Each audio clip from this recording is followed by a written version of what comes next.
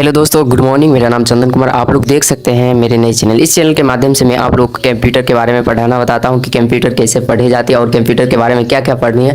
ये सब इंपॉर्टेंट बात बताता हूं कि जो कि आप लोग को बहुत ही अच्छा लगे और ध्यानपूर्वक आप लोग समझ पाएँ कि हाँ कंप्यूटर क्या होता है। तो चलिए, सबसे पहला टॉपिक मेरा था यानी बेसिक टॉपिक में यानी 10 टॉपिक पढ़ाएंगे, जिसमें से पहला टॉपिक है कंप्यूटर फंडामेंटल। ठीक, कंप्यूटर फंडामेंटल।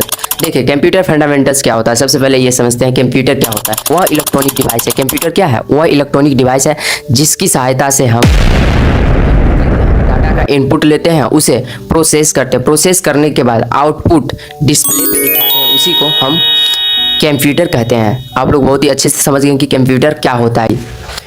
कंप्यूटर वह इलेक्ट्रॉनिक मशीन है जो डाटा को लेती है। जो डाटा को क्या लेती है? इनपुट्स, यानी डाटा को इनपुट लेती है। ठीक, जो हम डाटा कीबोर्ड से देते हैं, इनपुट करते हैं ना, उसमें डाटा को इनपुट लेती है ना। डाटा, कोई डाटा रहेगा उसका इनपुट लेगी, उसके बाद उसको क्या करेगी? प्रोसेस करेगी। खुद अपने अंदर क्या करेगी? प्रोसेस करेगी। प्रोसेस करने के बाद डिस्प्ले पे हमें क्या देता है? आउटपुट देता है। उसी को कंप्यूटर कहा जाता है ना। आप लोग कंप्यूटर बहुत ही अच्छे से समझ गए। और अब देखिए कंप्यूटर में, देखिए सबसे पहले इनपुट समझते हैं। इनपुट क्या होता है? इनपुट में आ जाता है कीबोर्ड, आ जाता है माउस, आ जाता है ये सब, यानी एक तरह से कहते हैं माइक्रोफोन आ जाता है। ये सब क्या है? यानी एक तरह से कह सकते हैं ये सब क्या इनपुट डिवाइस हुआ ना।